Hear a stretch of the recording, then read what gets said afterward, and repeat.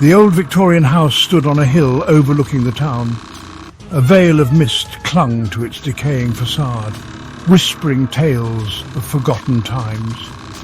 Ava and her family had just moved in, their car groaning under the weight of boxes and dreams. I felt a shiver run down my spine as I stepped out. The air was heavy, filled with the scent of damp earth and something else I couldn't quite place. A sense of foreboding. Little did she know, their new home held a dark secret, a chilling truth that would soon unravel. Ava, can you help us with these boxes? There's so much to do. Let's get started. Her parents, oblivious to her unease, bustled about, unpacking and making plans. But Ava felt a presence, a coldness that seemed to seep from the very walls. The house seemed to watch her, its empty windows like vacant eyes. That night, as I lay in bed, the silence was deafening, broken only by the creaking of the old house settling around me. Days turned into weeks, and the strange occurrences began.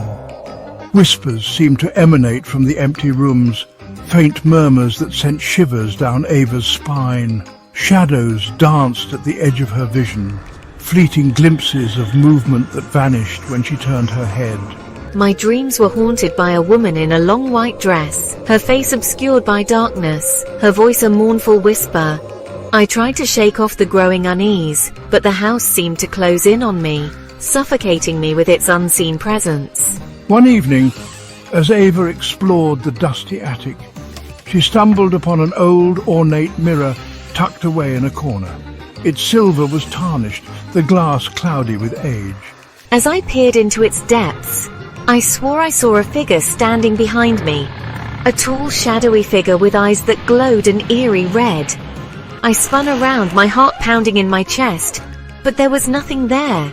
Had I imagined it, or was the house starting to play tricks on my mind? Fear gnawed at her sanity. Ava couldn't tell if the house was haunted or if her imagination was running wild. One thing was certain, she couldn't ignore the feeling that something was terribly wrong. Night after night, the nightmares grew more vivid, more terrifying.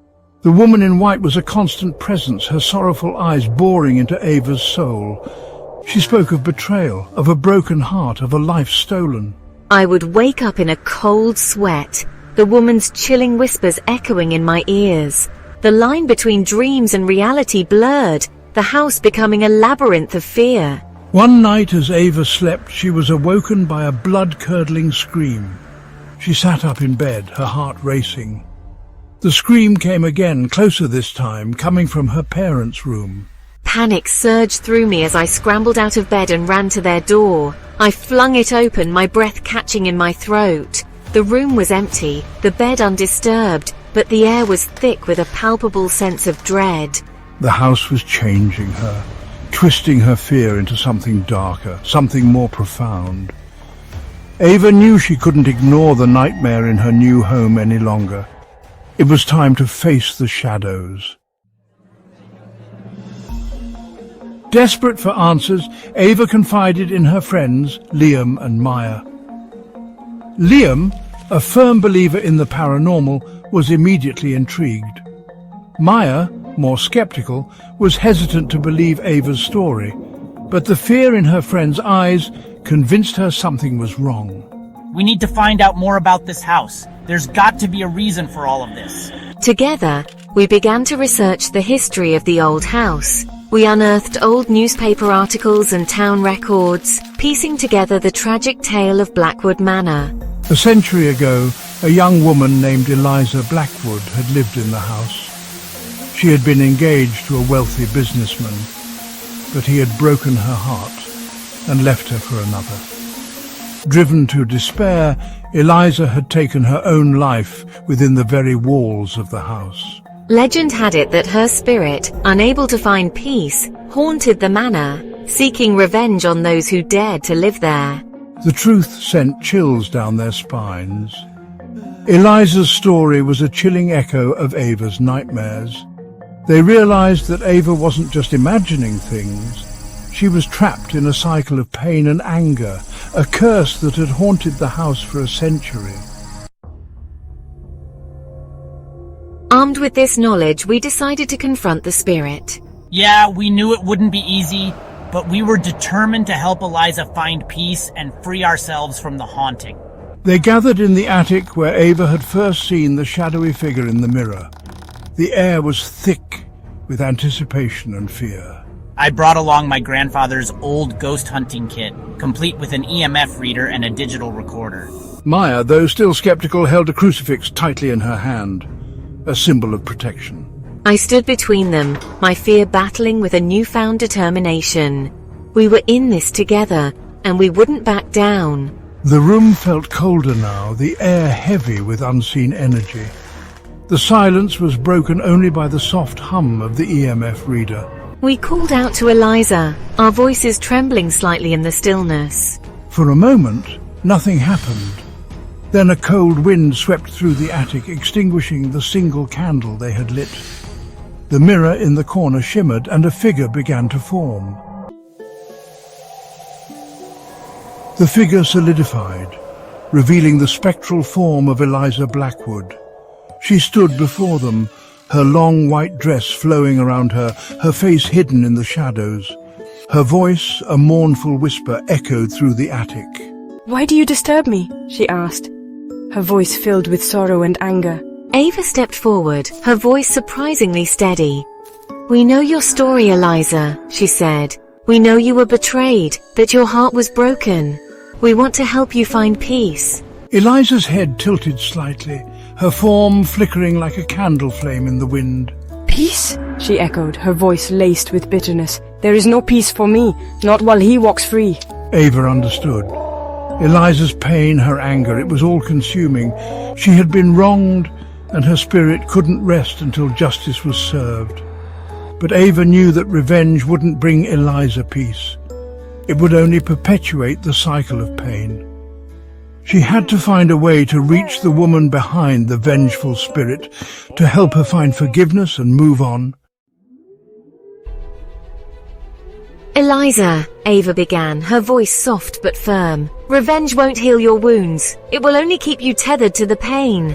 The spirit's form flickered violently.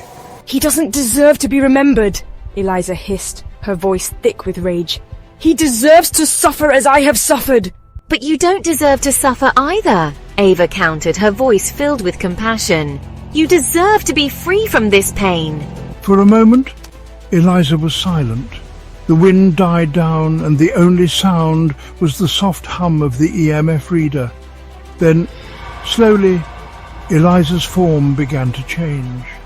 The shadows that had obscured her face receded, revealing delicate features twisted in pain. Ava could see the woman Eliza had once been, the woman she could be again if she could only let go of the past. This was their chance, their opportunity to break the curse that had haunted Blackwood Manor for a century. "Eliza," Ava whispered, reaching out a hand. "Let go of the anger. Forgive him, not for his sake, but for yours. Find peace, Eliza. You deserve it." The words seemed to hang in the air, charged with a power that resonated through the attic. Eliza's form trembled, her spectral hand reaching out towards Ava's. As their fingers brushed, a blinding light filled the room. Ava closed her eyes against the brilliance, and when she opened them again, Eliza was gone. The attic was silent, the air light and free. The curse had been broken. Ava, Liam and Maya stood there for a moment, letting the reality of what they had accomplished sink in. They had faced their fears, confronted the darkness, and emerged victorious. Blackwood Manor, no longer a place of fear and sorrow, stood bathed in the soft glow of dawn. The nightmare was over. In the aftermath, life returned to a semblance of normalcy. The strange noises ceased, the shadows stopped dancing, and Ava's nightmares were replaced with peaceful dreams. Blackwood Manor, once a symbol of fear, became a place of warmth and laughter once more.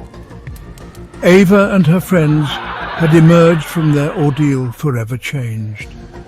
They had learned the true meaning of courage, the importance of friendship, and the power of understanding and forgiveness.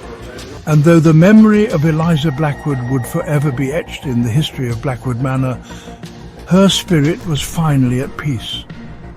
The curse was broken, and the house on the hill stood as a testament to the enduring strength of the human spirit. The sun, rising over the horizon, cast a warm glow on the old house, a promise of a brighter future.